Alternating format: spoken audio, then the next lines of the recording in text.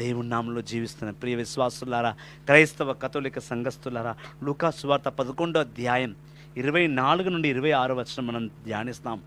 లూకా 11, 24 నుండి 26.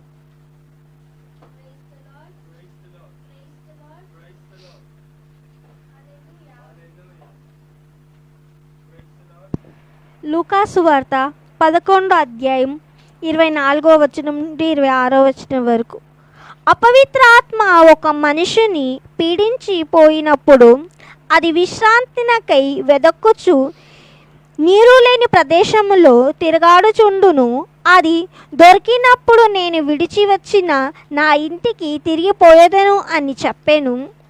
వచ్చినప్పుడు ఆ ఇల్లు శుభ్రముగా ఊడ్చి అమర్చబడి ఉండుట చూచి వెళ్ళి తనకు మించిన మరి 7 దయ్యములను తీసుకొని వచ్చి అక్కడ నివాసం